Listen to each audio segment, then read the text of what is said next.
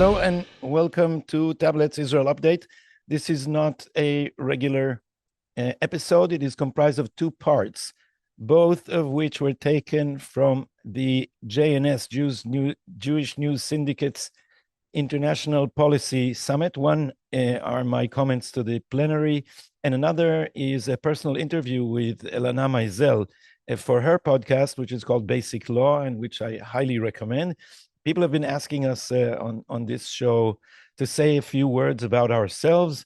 At the beginning of that interview, Elana examined me and then cross-examined me about my personal biography. So if you're interested in that, you'll get quite a slice about my Zionist background, mostly. And then we'll discuss what is happening under Israel's rule of judges at the Juristocracy. But first, the comments I made to the plenary about why Netanyahu is conducting a battle in the realm of ideas and not just on the battlefield. And in that realm of idea, his real foe is Edward Said. So without further ado. I want first to thank Pastor Hagi for the amazing, arousing speech. I want to do three things in brief comments before the panel. And one is to say what we now know, what happened on the night leading to October 7. Then to say a word about why this is tied to the conceptia, to the conception that led to the failure, and it led directly to the failure. And the third thing, put this in context, in the general struggle against the woke, which I think Prime Minister Netanyahu is bent on. Because Prime Minister Netanyahu is not just engaged in winning this war, he is also, as an intellectual, cognizant of the fact that this war plays a vital part in the worldwide struggle against the woke, and the way that we frame it is crucial for the whole of the West, not just for Israel's future. So, you probably know that the affidavit, that the response of the Prime Minister to Ronen Bar's affidavit has been published yesterday, and it has confirmed what we have been saying, at least I've been saying on my podcast since March 3rd. So I think we should start there. We now know what happened on the night before dawn broke on October 7. It was not just a mistake in analyzing intelligence data, but a whole worldview that led Chief of Shin Bet Ronen Bar to interpret accumulating signs of the gathering storm exactly backwards. He feared that Hamas was nervous about an impending Israeli attack. This seems to be the reason that on Bar's advice, the level of alert was not raised, and the soldiers in the bases around the fence were left to be slaughtered in their beds, unaware of the growing danger. The Nova Party, as you know, was also not dispersed. It seems that Bar was bent on reassuring Hamas that Israel was harboring no ill intent. He did this by exposing our jugular. It's just unbelievable. This is the way he wanted to signal Hamas that we are not on the offense. Long before the war, Bar had convinced himself that Hamas was moderating and that they wanted at least a prolonged hudna, a state of non-belligerent status quo. This is why he was one of the main advocates of stepping up economic concessions that would, he was sure, encourage what he believed to be the already dominant trend of moderation in Hamas circles. The flip side of this view was that Bar was always hyper-suspicious about the Israeli right, which is why under his leadership the Jewish division of the Shin Bet was so aggressive towards the settlers and so indifferent to their human rights. We were recently exposed to the shocking leaked telephone calls between the head of this division and Avishai Moalem, chief of the Judea and Samaria police.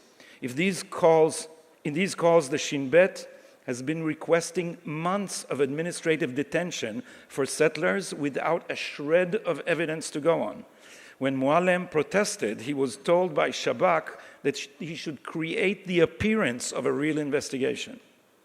Given Bar's instinctive sense that Israel, not Hamas, would be the source of trouble, it would not be far-fetched to speculate that this is why he did not wake up the prime minister on the night leading to the disaster. He probably worried that a hawkish prime minister would sound the alarm, thus reinforcing what he thought was Hamas's fear of an Israeli attack and possibly drag us all into what Bar must have thought of as an unintended escalation, possibly a regional war. We know this way of thinking because in Shin Bet parlance, there is a term for it, miscalculation. It was explained in the Prime Minister's affidavit. I recommend everyone to read it or read a translation of it to English. Miscalculation was their explanation for previous rounds of violence, which they thought were Israel's fault. Israel allegedly responded to ambiguous intel too aggressively and thus led to armed conflict which the Shin Bet assumed Hamas did not want. In retrospect, they were wrong all along in their interpretations. So you can now see the bigger picture. In Bar's mind, the Israeli right is the problem and the Palestinians are the solution. The Israeli right is the enemy of peace and Hamas is our future partner. He was standing on the night of the attack, like all other nights, with his back to Gaza and his face to Jewish settlers in Judea and Samaria. This is, in other words, the Oslo frame of mind. How can you still believe in Oslo after such an abysmal record of failure? You need to believe in the Palestinian partner, and therefore you have to assume that the collapse of the process was Israel's fault. Ergo, the right is the problem. This, I think, is Bar's basic worldview, and it still informs his behavior now. He refuses to obey the elected right-wing cabinet that dismissed him because he still sees his job as protecting us from the Israeli right, not from Hamas.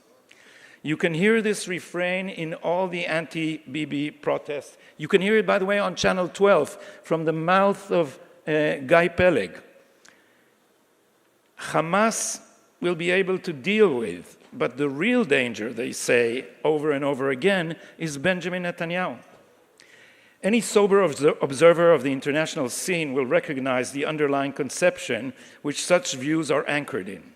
We can say a woke conception for short, or we can say the post-colonial studies version, we can say the Edward Said view, or we can say identity politics or multiculturalism. All these lead directly to the same view of the conflict. Israel, being Western, is ipso facto the guilty side, and the Palestinians are naturally the colored victims. If you zoom out, you will see that the battle over how to frame the conflict and the war is embedded in the larger controversy now convulsing all democracy, a battle over the future of the credo of the West. This is why the battle over framing began as soon as the war itself began. All its components existed, in fact, before the war. The woke did not have to wait for Palestinian deaths, which we now were exposed, the lies were now exposed in the press. You can see it all over Twitter now. They did not have to wait for the Palestinian death count to know which party is guilty and which is the victim. Trained in post-colonial studies and versed in identity politics, hostility to Zionism is not just instinctive to the woke. It is the litmus test by which they decide who is on the right side of history. The Palestinians are, on this view, native people of color, and the Jews are European whites who colonized their land. With the dispossession of Native Americans now relegated to the past, slavery extinct in the West, and the European rule in the Far and Middle East long gone, only Zionism perpetuates Western sins.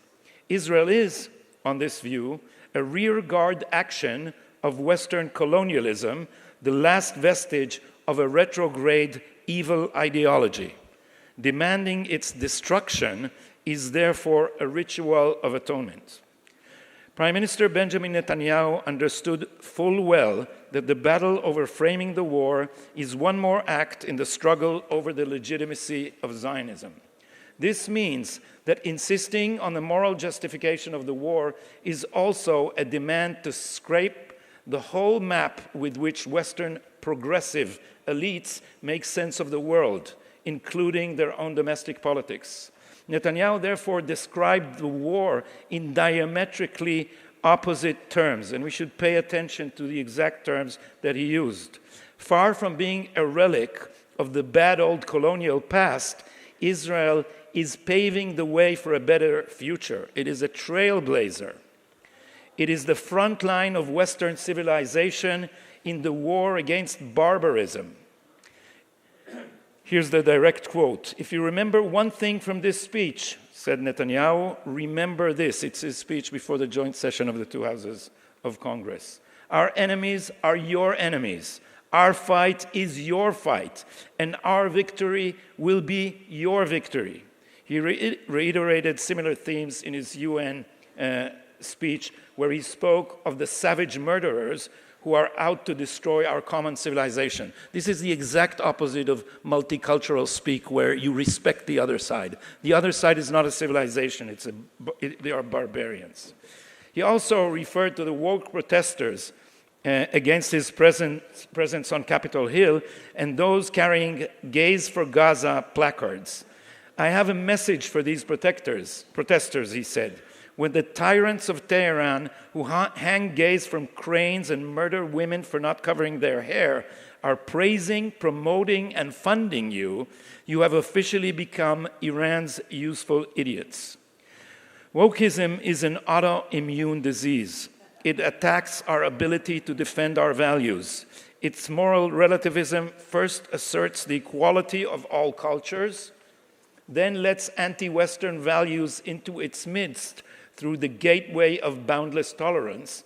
And finally, it inverts anti-racist morality by using Western guilt to forbid any criticism of racist, misogynist, anti-gay, anti-Semitic, anti-Western ideologies, so long as those come from those who are designated and sanctified as victims.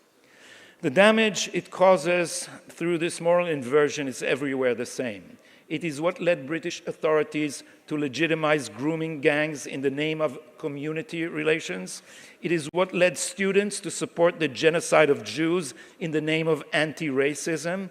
It is what led courts to send rapists into women's jails, and what authorized the sterilization of children in the name of gender affirmation. It has also led the International Court in The Hague to argue that Israel, not Hamas, should be tried for genocide. It reached the height of absurdity with Judith Butler, a feminist oracle, defending the sadistic barbarian rape and mutilation of Jewish women as armed resistance. Netanyahu's mission was, of course, not to argue the fine points of queer theory with Judith Butler or to point out the contradictions in Edward Said. But his instinct for calling out relativism went right to the heart of a global problem. This is not a clash of civilizations, he told Congress, referring to the famous book. It is a clash of barbarism with civilization. It is a clash between those who glorify death and those who sanctify life. Final word. Not all values are created equal. We will not be able to defend ours if we continue to assume Obama-era sanitized language and talk about radical extremism instead of calling jihadi terrorists like Hamas and grooming gangs in Britain the murderers at the Charlie Hebdo journal in France or the assassins of gay director Theo van Gogh in Holland by the name that describes them as what they really are, barbarian jihadists, enemies of civilization. Israel is now fighting, thank you. Israel is now fighting not only against a military enemy, but also waging a cultural war against a constellation of lopsided human rights organizations, think tanks and NGOs, biased international tribunals, woke newspapers, media outlets and social media platforms, corrupt universities, and peace processors who are trying to tie our hands. We need to win the military war despite their best efforts to stop us, because it is crucial to demonstrate that liberal democracy indeed does not have to commit suicide. Thank you.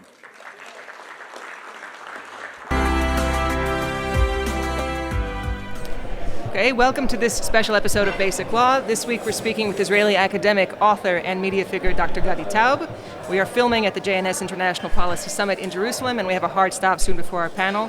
But I wanted to take the time to get to know one of the most articulate explainers, I think, of the Israeli right today. Thank you, Marlena. And you're prolific and popular in English as well as Hebrew, which is very uncommon. I want to hear about how you think about some of the challenges. I'm not popular enough in English for my taste. Well, we're going to work on that. Yeah, that's why I'm here. Right now. No, we have Mike Duran and I have a podcast called Israel Update, and we're getting a loyal audience gradually. So we're doing some stuff in English, but my podcast in Hebrew is now taking like half my time. It's because we are changing the media, you know. You are, but tell me about yourself first. Just a quick minute on who you are for people. Quick minute about who I am. Yeah. So should I start with my parents? If you want to. Or yeah, because I mean, you know, I come from the left. Yeah. Hardcore Zionist leftists. They would have been horrified by the left of today. My mother was the daughter of pioneers, actual pioneers. They lived in tents in the Israel Valley from the 20s. Dried swamps, my grandfather did, with eucalyptus trees. And my grandmother made gravel with a hammer. She was a bit of a tough girl. And they founded one of the Shomer HaTzair kibbutzim, which they left because it was too oppressive. In the end, that's Mishmar HaEmek, a very successful kibbutz. And my father was a refugee from Bratislava in Slovakia, and he a refugee, not a Holocaust survivor, because he remembers the Wehrmacht entering Czechoslovakia, Bratislava, in March of '39. Wow. Then his mother died, and he remembers the Wehrmacht officers knocking at their door and asking for water to cook pasta. They were cooking pasta they had courtyards in these buildings in Bratislava, and you remember giving these guys water, and he convinced his father, who was broken after losing his wife, he convinced him to go to Eretz Israel, because my father at 12 read newspapers in 4 languages. That must have been a special child. And he was very politically aware, and he said to his father, there's not going to be a place for Jews in Europe, only the land of Israel. At the age of 12? Yeah, at the age of 12. Not bad. And they spent 4 months, first in a riverboat down the Danube, and then at sea in a ship that my father referred to as a bathtub with 400 people, and no country in the world let them ashore. So I tell my students, I teach the Zionist idea, history of Zionism, and I tell them I can make all the arguments for why Zionism is justified and moral, but in the end I'm an instinctive Zionist, because my father was a 12-year-old Jewish boy with water under his feet and nowhere to go. So I don't need an explanation. And he became a palmachnik. He lost most of his left hand in the War of Independence. And so he also lost his profession, which he was a blacksmith. And so he became an economist, actually a successful one. And he was the Secretary General of the Bank of Israel, and then the head of the Securities and Exchange Commission. And when the Likud came to power, they always say that Likud was not smart enough to throw out all the civil servants from Mapai who still held the deep state. But they threw out one, right? They threw out my father. And my father, he could have been rich. He got off, he was the head of the Securities and Exchange Commission. Yeah. He said, I did not come here to make money. I came here to establish a Jewish state. And he took a lower job in the public sector, and you come from the Israeli right. So you may be impressed by the fact that he initiated, along with Professor Dan Miron, and published the full writing of Uri Tzvi Greenberg, the poet Very of the impressed. right, yeah. Because my father said this is a major cultural asset, and it's everyone's asset. So that was my father. Yeah, great man. It's an incredibly inspirational thing to share right before Yom HaAtzmaut. Yeah, absolutely. But you still didn't tell me what you do. What I do? You, Gadi. What I do? I do many things. because in Israel it's very hard to make a living from just doing one. So I'm an academic, basically. I am tenured, and I don't like to talk about my relations with the Israeli academia. I'll just say this. I was tenured before I moved to the right. And it's not easy to be a conservative in academia everywhere. If you want to publish, if you want to conferences and so forth. So, but I'm safe. I have tenure, and nobody interferes with my teaching. I'll say that. So, and I love teaching. So I do that. I write a lot. Now I can say that I spend something like a part-time job just on Twitter, Telegram, and Facebook, just arguing away, and we feel this has revolutionized media in Israel, because in the Oslo days they could just impose a narrative and we could not argue. I mean, I was happy with that narrative back then, but now we've broken their monopoly, and the rest of the time I do my Hebrew podcast, which is started as a hobby during the COVID days when we were locked up.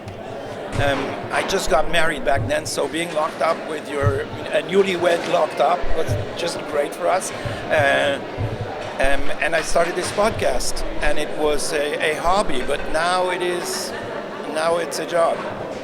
It's, I think, one of the more influential podcasts in Israeli political and social life today. So let's do I'll just say for my podcast that the revolution that's happened in the United States is happening here, and my way of conveying that to people who don't know the scene or me is that the only time that Prime Minister Benjamin Netanyahu laid out his full conception of the war until now was at my podcast. He doesn't do any interviews these days, but he laid out in 1 hour and 10 minutes like the whole story of the major decisions of the war. Is that subtitled?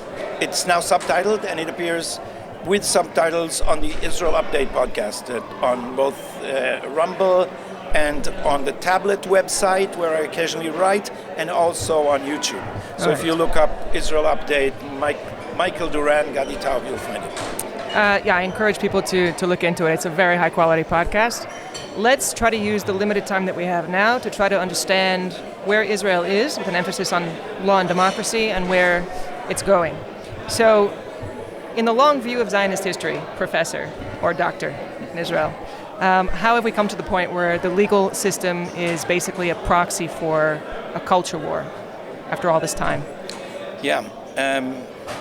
There was, I think, it was a leftist who first observed this in detail. Professor Manny Mountner, who now backed off from free speech and said Simcha Rotman should not be invited to Tel Aviv University because we're in a crisis. So he's anti-reform, right? Like the radical anti-reform. But he wrote a book, I think it was in the beginning of the 2000s, and he said after the left lost power in 1977, after in 81 it realized that was not a fluke, like the first Trump administration and the second Trump administration. The first one could have been a fluke, the second one is no longer a fluke. So the Israeli left has transferred the center of its political action from electoral politics, where it couldn't win, to non-elected bodies that could impose its will. And that met the incredibly ambitious judge, Aaron Barak. And so there was an alliance between a very activist court and a very desperate left, which led to the establishment of an Uber government in Israel. And now, people say, I just had an argument this last week with a dear friend of mine, Professor Gadi, who is a law scholar, and he described all the different stages of what we call the judicial revolution of Aaron Barak, and referred them to the democratic system. And in the end, I said, Liav, you keep saying democracy, but you guys from law schools have invaded our territory, we who teach political theory, and with all your strange concepts. And we are much less sophisticated. When we see a system of government, we ask, who makes the decisions? That is, where does sovereignty reside? And if sovereignty is the authority to make the final decision on the whole of the legal and political sphere, then in Israel, sovereignty itself now resides with 15 unelected judges. That's where it is. There is no action by the two elected branches of government, the executive and the legislature. There's no action that the court cannot reverse. So we can now no longer say, technically, that Israel is a democracy. Just to step back for a second, when we talk about the right, the left, the 80s, I'm not sure that it's clear to people outside of Israel what the right represented, what the left represented. We simply talk about these things as if they're, there's two blocks, but Israel's much more complex than that. Yeah. There are competing visions on many different issues. So can you give a bit more insight into that aspect? What is the right, what is the left? What was the right, what was the left? I think, the originally the right and the left were divided on economic lines. We had a labor government under the leadership of Mapai, and we had a very tiny faction that considered itself to be liberal. So in original Israeli terms, it was socialist versus liberal. The liberal was the right. Now we import in American terms, and I think we're witnessing another shift, because for a long time now liberal meant left for Americans, and now they have become progressive and we have become the real liberals. Like the conservatives are the real liberals, and so people who seek to preserve liberty. So they center on Edmund Burke, or Ronald Reagan, and then in back of him Edmund Burke, because this was the combination of the reverence of tradition with the reverence of personal liberty. But in Israel, this was all distorted, and left and right meant hawk or dove. And this is what defines them today, and this is what's behind the controversy over judicial reform, on which the left was willing to burn the house down. And there's reason for it. The left waged all its bets on Oslo and on the idea of a two-state solution. The two-state solution collapsed. The left is convincing itself that it's still possible. In order for that to be true, they need to think that the right in Israel is what sabotaged the Oslo agreement, that we do have a partner, but they can't convince the Israeli public of that fact. And so they hope to impose their vision through A, the courts, B, a hostile American administration. This is why they all rooted for Kamala Harris, who is, who belongs emotionally and ideologically, if there is an ideology, to the squad.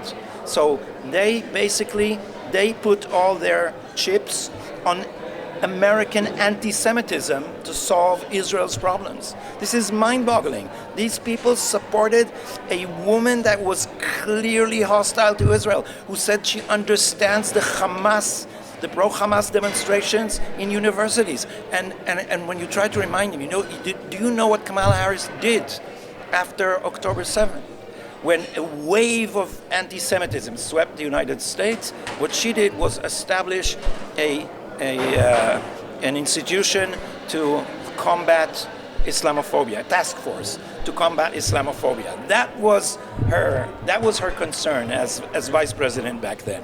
So this is why hawks and doves are now divided along the same line over judicial reform. Because if you limit the power of the court and bring it back to electoral politics, the left will lose.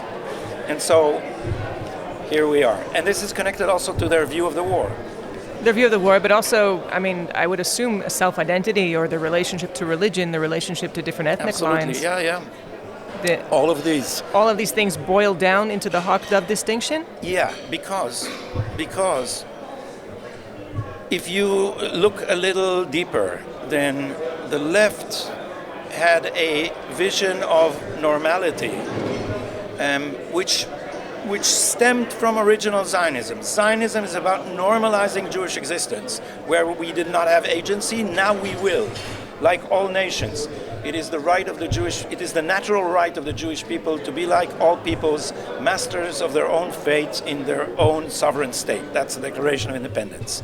And so the idea that we should be normal is rooted in Zionism. But then after the 73 war and the peace with Egypt, normal became no more war. The influence of the 60s and many things. So normal is let's get out of this Masada siege mentality.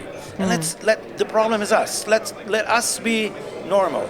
This is what my friend Irit Linou calls, they wanted Israel to be Sweden in Hebrew. Just a normal European state without the burden of Jewish history. And so it became, their Zionism became from the negation of diaspora to the negation of Judaism. And you could see that on Yom Kippur, before the disaster of October 7, where they were passionately fighting against the right of secular Jews to pray in the public sphere in Tel Aviv. Secular Jews were fighting against the voluntary... Secular Jews like me were fighting for the right to pray in public, because there were beautiful public prayers in places like Dizengoff Center, which a religious community organizes, national religious, but secular people come to, because this is our tradition, and because on Yom Kippur you come there. I confess I didn't, but now I was one of the organizers this year. I helped organize the prayers because I saw this. Think about it. This is nuts. They want the Jewish state to forbid public Jewish prayers on Yom Kippur.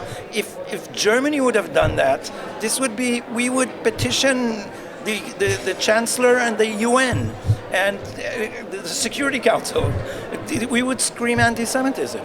But for them, this is a threat, because they crawled out of the muddy hole with this ancient Jewish identity, which doesn't smell good anymore. It's like a swamp, the dark swamp that they have emerged to the lit world of the progressives, and now they are globalist progressives, and we, that is you and I, are, along with the religious, are pulling them back, like Al Pacino in The Godfather. I went out and they pulled me right back in. That's their mentality. Okay, so let's try to bring it, or a few days before Yom Ha'atzmaut right now, let's try to bring it to a place of construction, somewhere positive. Okay, so it's been a very rough few months with everything that relates to the elected rung and the judiciary, the bureaucracy. The stay of the firing of the Shabak director has even brought diplomatic international diplomatic criticism. We have, of course, the issue of incapacitation that's currently re-emerging. There have been a lot of troubling stories about the prosecution, the Shabak, and procedural violations with suspects and so on. Jewish suspects. Yes. So we're facing major constitutional crises on these issues and on others, but we want a strong, safe, secure, flourishing Israel. What needs to be done to right the ship now? Right now, or I'd say in the grand scheme of things, short-term and grand scheme. Go for it. So in the long run, of course, we need to get rid of the silly invention of the Attorney General in Israel, which is both the Attorney General, head of the prosecution, and also the legal counsel to the executive. But in Israel, her advice to the executive makes it obligatory. So technically, maybe she is a sovereign in Israel. And even on the left, people like Shlomo Avineri said, there's no such thing anywhere. There's no job in the democratic world with so much authority. And then they thought, maybe Louis XVI, the 14th. He also had a council advising him. So more than Louis XVI. So this is a ridiculous thing. But I think if you want something constructive rather than just what I want to destroy, other than make the court balance and a lot of other things and limit the power of the court, is first of all, let's strengthen our Knesset. The spectacle where the chief of police and the state attorney, Shai Nitzan it was back then, just snub them. The Vadat Apnim, the Committee on the Interior, invite the state attorney to talk about prosecution, the length of trials, many other things, and he just doesn't show up. And then when he does, he lies, and there's no sanction against him. And then, Kineret Barashi, my friend, keeps quoting him. I don't know if how true, but she repeats it, so I'll repeat it too. They had some argument in court on two sides, and then on the side he said to her, "Who do you think they're going to believe, you or me?" That's because they're one clique, all these people, the judges, the attorney, the prosecutors, and the Supreme Court. And so the first thing we should do is give the Knesset the authorities that Congress has. If a committee of Congress subpoenas you, you have to come. And if you lie under oath, you're liable to criminal prosecution. That's one thing we need to... Doesn't the Knesset have to give that to itself? I mean, where does that power currently reside? Yeah, the Knesset has to give it to itself, but of course, if it will, that would be struck down by the Supreme Court. So then how do you do that? How would you... So there are two schools here in how can we break the cycle, because there's a reform, but the court struck down the reform that was supposed to reform it. Right. So it was in clear violation and a conflict of interest. So one way to do it is confrontation. Go all in and say, we are now the Knesset. We are having something like a constitutional convention. Go to the elections on this platform and say we are going to overhaul the whole system, and let's see what you do. And the other is I'll call it the shrugging, strategy. Let them say something radical that they will, and just ignore it. And Hannah Arendt said that the thing that undermines authority more than anything else is laughter. So if they will make a ridiculous charge, there's an opportunity now. I don't know if Netanyahu wants to go that way, but imagine the cabinet has the authority to dismiss the head of Shin Bet. Now the Supreme Court is debating whether the dismissal is legal or not. The cabinet can say, okay, you forced us to take him back, we'll ignore him. Okay, you forced us to take him back, we'll ignore him. And then there is a moment, and I see that judges already wavering, where it will be the old man behind the curtain in the Wizard of Oz moment, in which they would scream, but we have the authority, and we will shrug. And it's bound to happen sometime. I don't know if in the midst of a war is a good idea. Right. I don't know if before the hoped for attack on Iran it's a good idea. But in the end, it will have to be done, because they are so isolated from the consequences of their own decisions that they don't understand that they're walking on a limb. And I'm much more optimistic than most of my friends on the right who've been battered for so many years. But I come from the left, and we are very arrogant. We feel we feel we are the proprietors. And so these invaders from the Supreme Court, the newly conservatives like myself, and you, the traditional carriers of this torch of freedom, that's the one thing we can help you with. Learn from our arrogance, because in the end, we see this guy who put the crown in his own head. And I'm telling you that they are bleeding confidence in their institutions. And in the end, they will be risible, and that it will collapse of its own accord.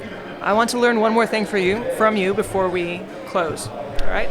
So I have one drum that I continue to beat as regards my friends on the right, which is that I think that we talk too often now in terms of structural reforms and power, and less in terms of national identity and individual rights. And that part of that constructive aspect that I'd like people to provide on the right is to explain what we're fighting for and not just what we're fighting against. Do you think that critique holds water? And regardless, how would you frame it in the most positive terminology, what you're fighting for. I'm elated by that critique because from the other side, I'm pulling our wagon and you're pushing it. And we're doing the same thing because what you're saying is stop acting like the opposition. Stop screaming, no, no, no, no, that. Start building your own things. And that's the kind of confidence that the right does not have.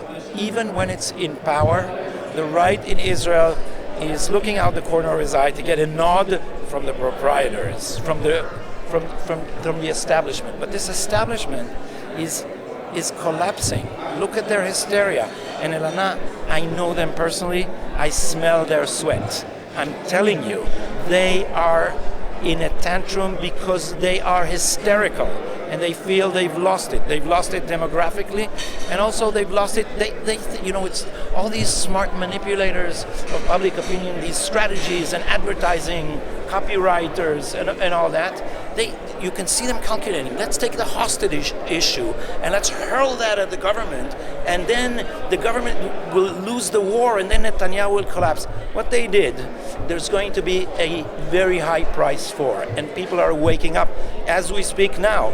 The bereaved families are organizing against the Mate, the Committee of the Families for Returning the Hostages, who have manipulated the hostage issue into an anti-Bibi movement at the expense of the hostages. I said this in the beginning of the war, but people were so shocked. I said, look, they're putting the hostages, the families of the hostages, in the direct collision course with the basic interest of the state of Israel, which is to win this war.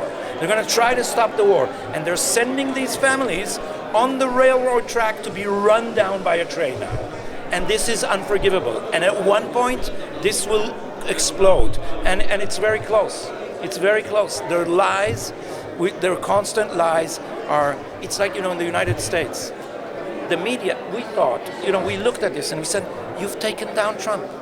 With 3 years of Russian collusion a hoax, your echo chamber is so airtight that you've managed to take a president down. You can do anything. And this, just in one day, in 50 minutes, the bubble exploded and nothing was left of it.